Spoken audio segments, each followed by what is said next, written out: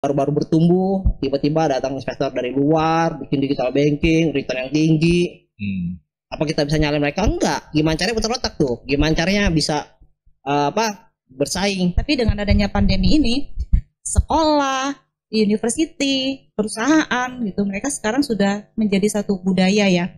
Sebenarnya kan itu juga udah jadi masalah dari sejak dulu sih. Nah, yang namanya audit kan mereka tujuannya cuma cari pengalaman. Habis itu mereka pindah ke kantor, ke perusahaan.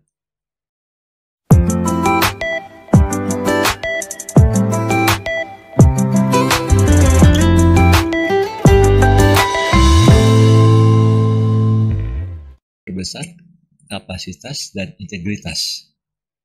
Dua hal ini ya. Karena saya juga ikutin lihat di perpustakaan itu jurnal tentang wah ini NFT metaverse di buku ya, buku-buku guidebook atau apa, ini cepat sekali, udah ribuan buku-buku seperti itu. Saya pikir ini apa lagi, cryptocurrency, ini sesuatu yang, tapi ini saya sih lihat menarik artinya gini sih, justru pengalaman-pengalaman yang ada ini dari saudara ini juga bisa menambah wawasan saya. Oh, ini sebenarnya ini ya realitanya nih di dunia kerja gini. Dan bagaimana kita cara dari firman Tuhan itu bisa menerangi sehingga bisa bagaimana sih baiknya gitu sih dalam situasi yang tidak ada seorang pun yang bisa prediksi dengan tepat. Tidak ada seorang pun yang bisa prediksi dengan tepat. Apalagi misalnya kayak contoh saat ini Twitter mau dibeli sama Elon Musk ini. Ini sudah dipikir, ini udah dicuriga Elon Musk ini mau buat apa ini Twitter ini? Mau dia obok-obok apa? Dan ini kan sesuatu yang memang nggak bisa diprediksi. Tapi bagi kita, saya pikir gini sih, dua hal tadi yang penting sih saya ambil. Integritas itu kan berbicara soal hubungan kita dengan Tuhan dan kejujuran kita dengan diri sendiri. Saya bertanggung jawab nih dalam pekerjaannya dengan sesuai dengan apa yang perusahaan percayakan. Nah, memang sih ada juga perusahaan-perusahaan di mana pikir ya sudahlah orang-orang baru nggak bisa dipercaya penuh. Apalagi kan ada istilahnya generasi saat ini adalah generasi strawberry, nggak bisa dijadikan pemimpin karena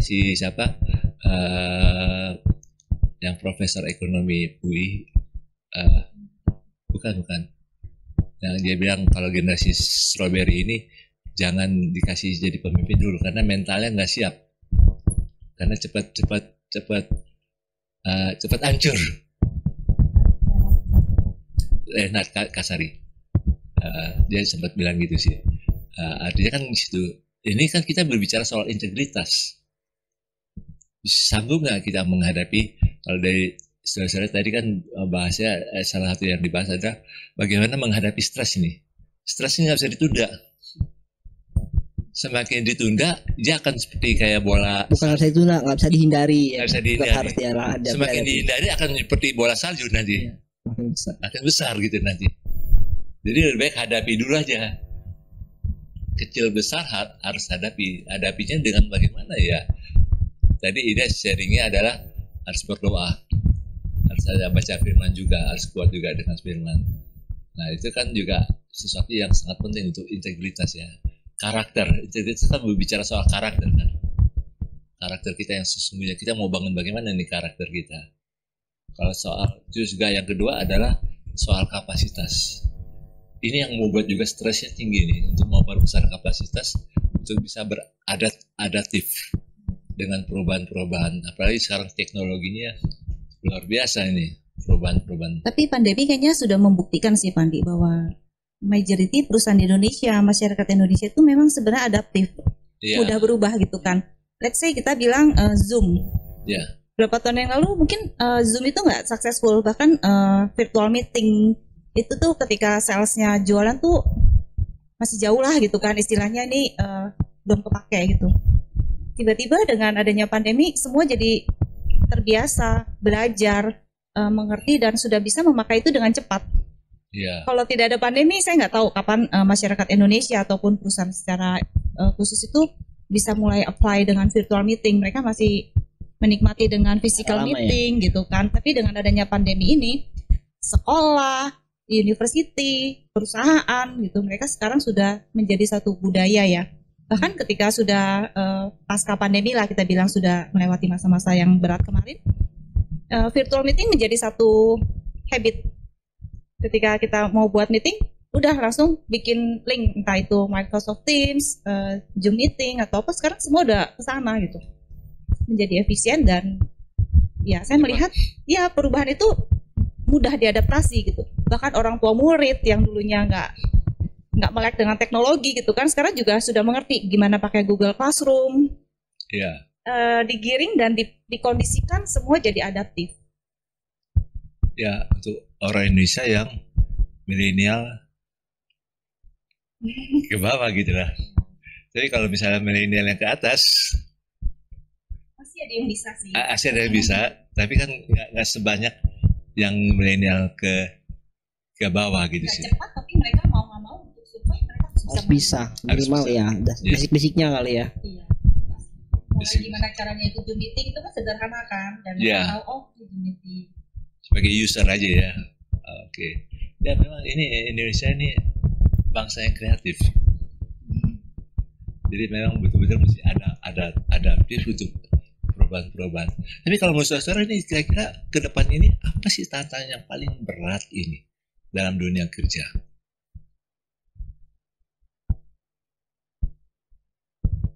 Bisa dibaca-baca kan, diprediksi, diterawang gitu lah. Selain teknologi, kalau saya melihat sekarang tantangan yang berat adalah rekrutmen, kemudian bagaimana retain tim yang ada gitu. Oke. Saat ini ya, nggak tahu nanti berapa tahun ke depan mungkin beda lagi.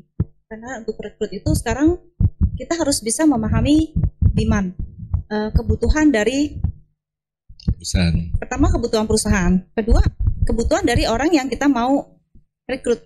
Karena mereka punya dinamika yang berbeda kan. Ya, ekspektasi sendiri lagi. Ekspektasinya sendiri, kemudian gaya hidupnya sudah beda lagi, apalagi generasi-generasi yang tadi Pak disebutkan. Generasi Z mungkin lebih maunya gue kayak begini gitu kan. Sedangkan kita butuh skill dari dia gitu kan. Belum lagi yang kita mau coba sesuaikan, kita juga belum tahu karakternya, kapasitasnya sampai seperti apa gitu. Tapi mereka pun ketika on board di perusahaan, ekspektasi beda gitu kan. Apa yang membuat mereka bisa nyaman untuk meretain ketika mereka tertarik bergabung di perusahaan. Kemudian gimana caranya kita memaintain mereka agar mereka bisa terus ada di dalam perusahaan. Itu yang nggak mudah itu ya. Itu nggak mudah.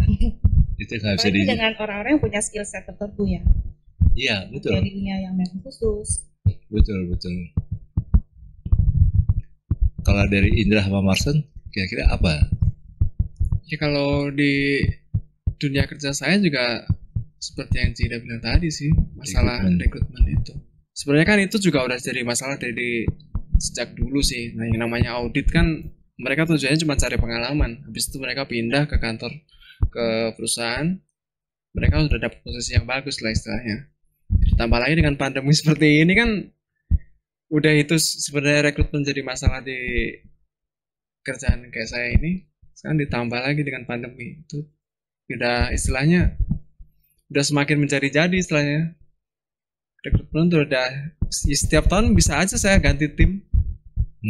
Sedangkan kadang klien tuh mintanya kalau bisa timnya jangan ganti-ganti dong. Ya gimana kita tiap tahun mesti ganti tim, masa kita mesti paksa-paksa dia tetap ikut kerja sama kita gitu. Iya, nggak bisa dipaksa. Nggak bisa dipaksa kan. Betul. Gitu. Susah. Ditambah saingan kita ya, perusahaan-perusahaan startup di mana mereka yang sedang membangun jati diri dengan modal yang istilahnya mereka dalam masa-masanya burn money. Gitu. Kita mau compete dengan mereka, mereka bisa hijack aja tinggal dari mana dengan satu salary yang wah gitu kan. Karena mereka bakar duit, Pak. Benar-benar bakar duit. Startup tuh mereka gaji berapapun dikasih sama dia. Oh ya. Iya. bakar duit dan memberikan tawaran yang menarik, nggak cuma dari hal pendapatan, tapi mereka juga memberikan kepuasannya itu terjawab.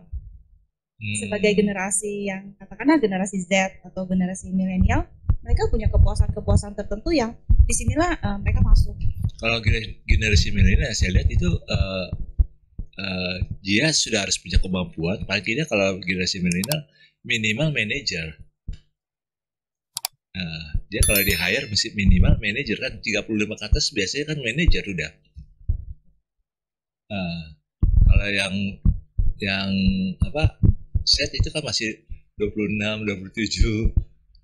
Nah itu paling kan kecuali yang generasi milenial itu yang generasi yang waktu 17 sampai 25 asal-asalan hidupnya. Jadi 25 sampai 30 ya sudah aja gajinya hanya gaji apa ya regional aja lah sama gitulah. Nah itu sih yang ininya gitu sih kalau milenial. Tapi kalau generasi yang di bawahnya itu kan memang dia merasa punya jati diri. Gue bisa lebih mampu kok, istilahnya native digit. Ya kan sebagai generasi yang native, yang sudah tahu lah inilah, apalagi generasi alpha itu lahir udah tahu Bang.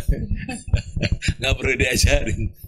Ya itu, tapi memang rekrutmen ini memang masalah. Kalau dari Marcus sendiri apa Ustaz? Ya kurang lebih mirip dengan mereka, tapi lebih ke gimana caranya kita bisa achieve target dengan low budget, low cost. Sedangkan yang ada tuh sekarang kita kompetitif. Ya tadi digital kita kompetitor kita tuh digital banking lah, yang dimana tidak ada banyak branch office maksudnya fisiknya gitu kan, kantor cabang. Mereka semua virtual, menawarkan return yang lebih tinggi gitu. Jadi itu kan cukup menantang gitu. Ya kenapa bisa seperti itu ya karena mereka juga nggak banyak. Jadi efeknya kita apa nih yang konven perampingan sedemikian mungkin.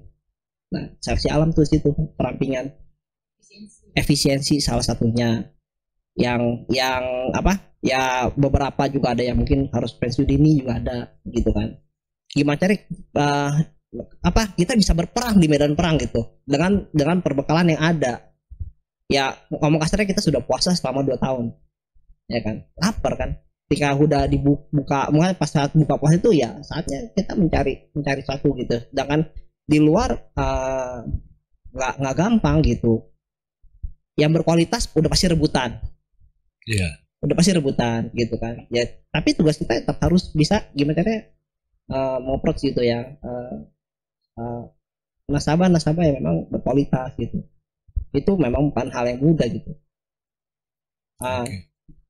Ya dari sisi sekarang di sisi jasa juga ya tingkat kompetitifnya itu cukup tinggi. Iya betul. Gitu. Ya jadi memang ya salah satu juga kita ngalamin di masalah SDM tadi, turnover tinggi gitu. Ya mungkin kalau saya pribadi sih berpikir gini ya itu nggak bisa dihindari, dan nggak cuma satu sektor kan, ternyata dari sisi perpajakan juga, auditor juga begitu, sisi sekuritas apalagi. Malah saya pikir tadinya sekuritas banyak orang minat ke situ karena memang lagi bertumbuh-tumbuhnya ya, pengen orang tuh bekerja di perusahaan sekuritas gitu. Teman saya pun ada, kayak pengen dicoba di sekuritas gitu kan, karena sambil bekerja sambil belajar gitu Pak, buat bekal juga gitu kan, kita belajar investasi segala macam itu kan buat masa depan juga gitu. Kita ngalamin hal yang sama gitu kan. Ya itu sih yang memang udah nggak bisa dihindari itu masalah itu gitu. Tantangan terberatnya ya tetap harus keep target dengan efisiensi yang sedemikian rupa.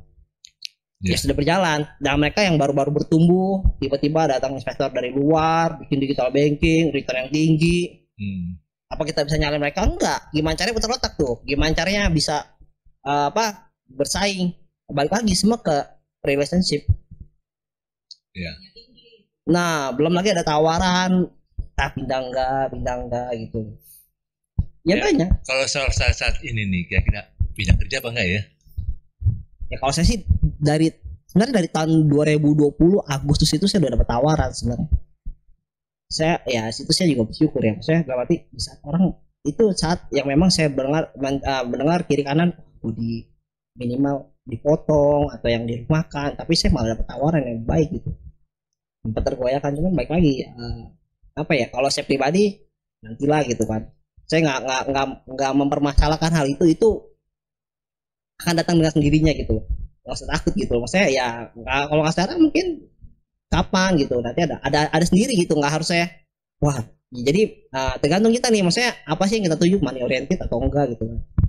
Kalau saya lebih demen relasinya gitu, jadi buat jangka panjangnya itu banyak macam. Entah saya nggak tahu ya sampai berapa lama saya masih di perusahaan sekarang gitu kan, atau mungkin saya nanti di tempat yang berbeda, atau mungkin saya bisa mandiri sendiri atau gimana gitu kan. Ya bekal yang sudah saya sudah saya cicil, dalam arti ya pengalaman itu yang mungkin yang bisa membawa saya ke depan lebih kuat gitu kan.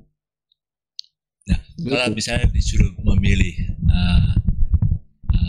dalam bidang pekerjaan tertentu atau di perusahaan tertentu gitu lah, mana yang lebih diutamakan?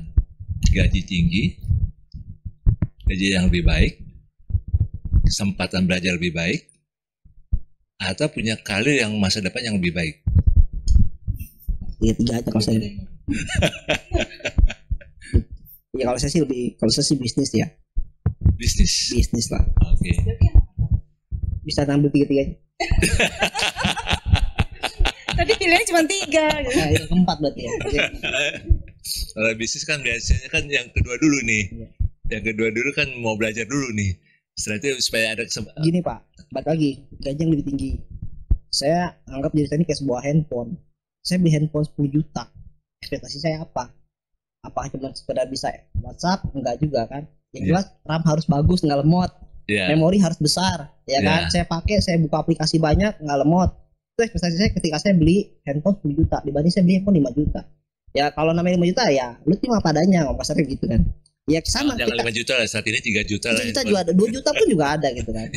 Ya balik lagi, ya saya memposisikan diri saya di perusahaan, ya saya seperti apa. Saya mau minta besar, mereka bisa. Banyak yang kita bilang, banyak perusahaan yang di luar juga nawarin besar gitu. Kita bisa sanggupin apa enggak, itu satu. Kalau masalah belajar, ya dimanapun kita berada kita bisa belajar sih, gitu kan. Sisanya karir mah ya akibat dari sebab yang sudah ada itu gitu. Jadi kalau saya pribadi ya, saya berpikir seperti itu ya. Jadi kalau misalnya yang keempat ya, yang tadi Martin bilang itu, keempat itu kan kesempatan berbisnis ini ada nih. Nah ya kita nggak tahu ya, maksudnya kalau pasti ada peluang. Ya makanya saya bilang kalau saya berusaha untuk melihat sisi hal positif. Kalau setiap kali dari tahun 2020 sampai sekarang kita ngeliat negatif, kita lihat berita yang memang horor gitu kan, menyeramkan, cuman bikin mental kita down, ya susah. Setiap hari kita harus motivasi diri sendiri sih. Ya baik lagi kita jalan nih mau kemana gitu. Kan jalan jauh pasti jauh gitu, tapi kan pasti ada tujuannya mau ngapain gitu, apa yang kita bangun. Ya saya kerja, saya bilang kalau saya mencari gaji ya mungkin dari kapan tahu gitu. Maksudnya mau lebih dari ini bukannya bisa, sangat bisa gitu kan, tergantung kita mau menempatkan kita seperti apa gitu loh. Ngomong kasarnya sekarang bukan kita butuh perusahaan sekarang butuh kerja, betul gak ya kan. Maksudnya karena turnover tinggi gitu loh, cari yang baik yang bisa ngikutin dengan role-nya perusahaan itu bukan hal mudah ya kan. Kita posisikan seperti itu tadi yang Pani bilang, saingannya mungkin sama generasi Z gitu kan, mereka mungkin lebih canggih tapi pengalaman nggak bisa bohong. Itu yang fondasi kenapa mereka bilang mereka nggak bisa langsung jadi leader. Maksudnya pengalaman itu mereka belum ada dan mereka harus, ya nggak bisa dibohongin gitu, pengalaman itu penting juga gitu. Basic awal itu yang buat kita tetap bertahan kondisi yang apalagi ke depan kita nggak tahu gitu loh. Ya ada aja lah kalau saya lihat positif, ya mungkin ada, entah kapan ya saya juga nggak tahu lah ya. Cuman kalau dibilang kalau ada kesempatan tuh bisa berbisnis ya berbisnis juga ya. Kita kalau tujuan saya kan dari awal saya iseng-iseng ya kan, masalah turnover besaran, jangan kan besar. Saya pun dulu buka minuman gitu kan, usaha minuman sama gitu kan, susah. Maksudnya maintain satu karyawan pun juga bukan hal gampang gitu loh. Ada aja gitu, maksudnya ya keluarkan karena apa gitu. Karyawannya mau berbisnis juga. Ya susah. Makanya saya kalau ketemu dengan klien, dia bilang kita ngajarin karyawan katanya, pinter dikit mereka buka sendiri. Dia bilang. Tapi kalau nggak diajarin kita yang susah. Nah, mau gimana? Kalau dari Marsus sendiri bagi ilmu atau ya sudahlah, kalau saya bagi ilmu supaya dia berkembang juga nggak apa-apa. Atau nggak usah bagi ilmu? Bagi saya sempat bagi ya, maksudnya kalau saya sih kadang-kadang ilmu ya bagi-bagi aja gitu ya. Saya nggak pernah, saya ya saya kadang-kadang cerita aja gitu. Saya ya cerita aja. Komika saya sendiri selesainya ya kamu mau ngikutin mau enggak, saya nggak ada paksaan. Tapi kadang-kadang malah dia lebih sukses ya. Padahal dia itu kayak gue mikir deh gitu kan, dia lebih sukses ya gitu loh. Oh bisa begitu gitu. Ya nggak salah sih. Kurang lebih kalau dari Marson saya simpulkan kalau dari 4 ini ya yang penting bukan 4 ya. Kesempatan apa yang saya bisa dapat dulu? Ini sebenarnya apa yang mau dicari gitu kan? Semua pasti ada konsekuensinya. Mau gaji tinggi bisa gitu kan? Cuman ya ekspektasinya juga harus besar juga gitu. Ya kita pilih yang memang yang kita ya bisa dapat semuanya dong gitu kan. Kita mau menggaji gitu kan gitu ya. Kalau yang keempat itu kan berarti kan udah semuanya gitu ya. Ya ini kan cita-cita Pak ya kan. Ya. Tidak sendiri bagaimana dari 4 ini? Yang mana? Saya yang kelima aja Pandi. Apa tuh yang kelima itu? Yang mungkin di mana saya bisa lebih berdampak. Berdampak bagaimana nih? Ya berdampak untuk perusahaan, berdampak buat kerajaan Allah ya. Nah ini saya harus gali lagi nih. Panjang lagi nih. Tanya lagi nih, saya harus gali. Bagaimana menghubungkan antara perusahaan sama kerajaan Allah nih? Misalnya kalau kayak gini. Ya kan dimanapun kita berada, pekerjaan apapun yang kita lakukan, kita kan menghadirkan kerajaan Allah. Oke. Jadi kalau sampai. Tapi misalnya kalau perusahaan itu menolak kerajaan Allah, ya kita berusaha menghadirkan. Kalau memang berdoa dan tidak bisa, ya berarti bukan di sana tempatnya. Jadi tempat lain ya. Oke. Jadi yang kelima berdampak ini ya, berdampak bagi perusahaan dan kerajaan Allah. Bagi perusahaan, bagi orang-orang di sekitar, teman-teman kantor. Oke. Ini ada yang keenam? Atau ada dari 1 dari 5 ini? Mungkin kalau saya ya Pak, kalau misalkan mau pindah pun juga udah lewat lah masa-masanya itu. Ya saat ini ya saya kemarin pandemi kan kita udah susah bareng-bareng istilahnya. Oke. Ya udahlah sekarang kita udah ada sahamnya Pandi. Ya, kita bangkit sama-sama lah istilahnya. Ya. Gitu. Ya nggak ada pilihan buat pindah lagi, yang udah nggak ada di pikiran saya sih Pak. Kan untuk saat ini. Ya. Nggak apa-apa sih, masing-masing kan ada ini. Cara tersendiri. Cara sendiri. Ini bagus juga. Jadi artinya gini sih, keberhasilan seseorang itu bukan ditentukan pada waktu dia tampil ini bagus sekali. Nah, tapi bagaimana prosesnya untuk dia jadi pemimpin. Nah, Indra mungkin lagi siapkan di sini nih. Ya, mungkin sih. Karena saya kalau lihat seorang itu berhasil, saya nggak lihat dia misalnya jadi Jokowi nih, berhasil jadi Jokowi. Saya nggak lihat Jokowinya yang saat ini jadi presiden, bagaimana dia berproses dalam pembentukan. Dan saya lihat itu yang paling kuat dia berproses waktu dia digusur rumahnya. Itu yang membekas dan membuat dia jadi akhirnya mengerti bagaimana penderitaan rakyat. Ya istilahnya kayak gitu ya, bukan? Yeah. Jadi kan di situ ini pembentukannya gitu lah. Jadi Indra dari sini Indra melihat bahwa perusahaan saat ini adalah perusahaan membentuk Indra sedemikian rupa sehingga suatu saat kalaupun juga Tuhan kehendaki ada perusahaan yang serupa sudah punya value-nya. Kayak gitu ya. Iya. Karena kemarin juga pandemi kan, terus kemarin berat banget kan istilahnya. Yeah. Itu udah banyaklah pelajaran yang kita ambil dari kemarin, gimana menghadapi situasi pandemi kayak gitu. Oke. Nah, sekarang kan lagi ilmu juga bisa kita ambil juga saat ini untuk bangkit nih. Gimana sih caranya bangkit ya bisa kita lihat. Kita belajar lah di masa-masa pemulihan saat ini. Iya. Itu bisa jadi bekal saya nanti mungkin. Nama Pak, ini dari 3 narasumber, 3-3-nya beda. Tinjanya beda-beda Pak. Tapi sebenarnya kalau misalnya ini kita bisa lihat ada satu hal yang positif gitu lah. Jadi ada benang merahnya. Kalau dari Marcel sendiri bagaimana kita tetap bisa survive nanti pada hari tua, masa depannya gitulah. Jadi kan bukan berarti bergantung kepada perusahaan. Kan perusahaan saja bisa saja mengalami perubahan. Nah, kalau Ida melihat ini harus perusahaan itu adalah bagian dari rencana Allah dalam hidup Ida untuk menghadirkan kerajaan Allah. Sehingga bagaimanapun juga ya sudah, itu kepentingan Allah yang utama. Nah, kalau Indra melihat ini pembentukan saya dibentuk untuk mencapai masa depan nanti bagaimana saya. Ya nggak apa-apa, masing-masing punya perbedaan pandangan yang beda-beda, tapi sebenarnya satu tujuan, yaitu bagaimana di hari tua saya terjamin hidup saya. Asuransi dong. Oh, ini bukan asuransi. Karena setiap orang yang bekerja kan tujuannya terakhirnya kan ke sana. Di hari tua saya tetap bisa, tetap nggak menyusahkan anak-anak gitu lah. Kalau gitu harus investasi dari sekarang. Jualan dong. Itu lihat lagi, nanti kita ada bahas lagi yang berikutnya nih soal investasi masa kini. Karena ini soal dunia kerja yang memang tantangannya tidak mudah. Nah, bagaimanapun juga kita harus bisa menyiasati dengan benar. Yang penting ya tadi ya, integritas dan kapasitas. Dan saya ingin sharing tentang dari yang kita pernah bahas juga, itu tentang Yusuf. Yusuf tetap adaptif. Di rumah bapaknya dia beradaptasi walaupun mengalami tekanan dari kakak-kakaknya. Dan dia mengalami hal yang tidak mudah, tapi dia jaga integritas. Dan dia apapun yang dikasih tanggung jawab oleh bapaknya, oleh ayahnya, dia tetap lakukan 2 mil. Jadi dia melakukan yang lebih lagi. Beda dengan kakak-kakaknya. Kakak-kakaknya semuanya yang penting kan saya survive. Jadi kalau kerja saat ini jangan berpikir yang penting saya survive. Bagaimana kita bisa memberikan nilai tambah pada orang yang mempercayakan kita. Itu integritas itu.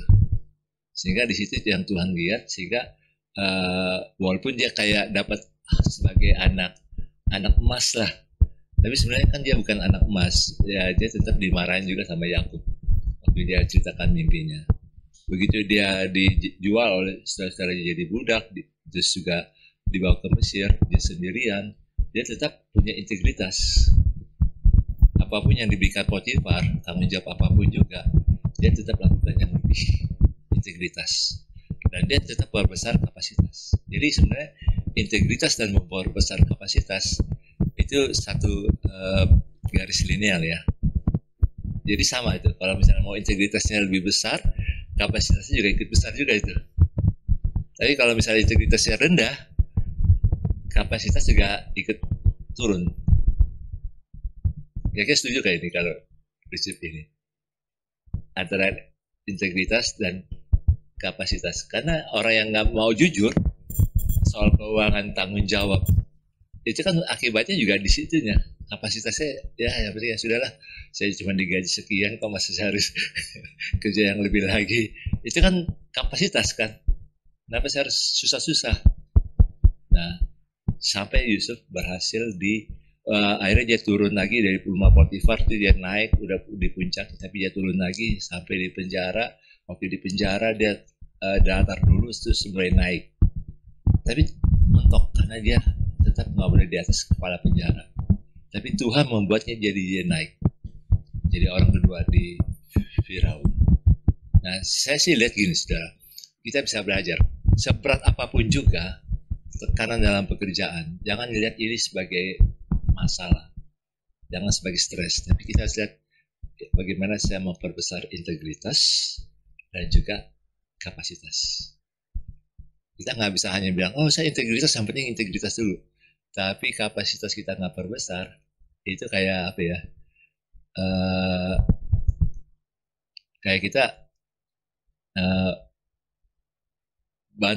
mobil, 4 ban, 1 kempes. Asli terasa asli lebih lambat gitu lah. Jadi kalau kita bilang saya perbesar integritas tapi nggak perbesar kapasitas, kayak gitulah. Jadi nggak seimbang. Nah itu sih kira-kira kayak gitulah. Nah, paling tidak kita belajar bahwa tekanan pekerjaan apapun juga kita nggak boleh anggap ini sebagai masalah hidup yang berat. Tapi ini justru jadi kesempatan kita berkembang. Walaupun tadi kita bahas tentang generasi Z itu dibilang generasi strawberry, tapi bagi saudara yang generasi strawberry, jangan pikir saudara strawberry. Harus perbesar kapasitas, integritas dan kapasitas untuk punya masa depan. Karena masa depan itu bukan ditentukan oleh seberapa besar gaji saudara saat ini, tapi seberapa besar saudara memperbesar integritas dan kapasitas. Ini kira-kira kayak gini. Ya, ada closing statement dari Indra, Ida, sama Marlon. Silakan Indra, ada closing statement, silakan. Kalau untuk saat ini sih, kita kan lagi ada di zaman yang tidak pasti kan. Ya. Perubahan cepat sekali ya. Kita harus harus berusaha lebih cepat beradaptasi lah dengan kondisi yang ada. Jangan kebanyakan mikir lah istilahnya. Jadi kita mesti langsung cepat beradaptasi kalau untuk saat ini. Jadi jangan terlalu lama memikir ya, jangan bukan terlalu banyak ya, jangan terlalu lama. Mikir, harus cepat ambil keputusan. Cepat ambil keputusannya. Oke. Tidak ada closing statement. Mungkin setuju dengan tadi yang Pak Andi gambarkan tentang Yusuf. Itu selalu menjadi panutan lah. Jadi ketika bekerja, bagaimana melihat kasih karunia Tuhan itu selalu ada dalam diri Yusuf. Ya. Dan apa yang Yusuf kerjakan berdampak. Ya. Jadi orang-orang di sekitar bisa melihat, oh ternyata Tuhan menyertai Yusuf. Ya. Jadi di dalam pekerjaan apapun yang Tuhan percayakan kepada kita, hendaklah kita juga tetap bergantung sama kasih karunia Tuhan, sehingga orang-orang di sekitar kita bisa lihat ada Tuhan yang bekerja lewat hidup kita. Baik, ya, kasih. Mas kan ada closing statement. Kalau saya pribadi, ya berusaha untuk berpikir hal-hal yang positif, karena itu meminimalisir, bukan menghilangkan, ya, meminimalisir masalah-masalah yang kita hadapi gitu. Ya tetap berusaha dengan sekuat tenaga kita gitu kan. Di satu sisi kita tetap berserah gitu sama Tuhan, tetap ada gitu loh. Ya jangan pernah belum mencoba ya kita udah ini dulu gitu, nyerah dulu. Dengan keadaan seperti ini ya mau nggak mau harus dihadapi, mau nggak mau harus dilewati. Gimana caranya ya tetap berjuang sekuat tenaga. Di satu sisi ya kita tetap bersama Tuhan. Itu sih yang buat kita ya tetap survive ya gitu. Ada aja gitu, maksudnya kebaikan Tuhan dari yang nggak pernah kita pikirkan ya pasti terjadi dalam hidup kita gitu. Terus ya, baik, makasih untuk sharing-sharingnya kita bintang pada saat ini. Saudara bisa belajar dari apa yang kami bahas. Saudara bisa simpulkan apa sih yang baik yang memang saudara bisa lihat ini kesempatan atau kesempitan. Dan jangan selalu melihat kesempitan itu menjadi hal yang sangat menyusahkan.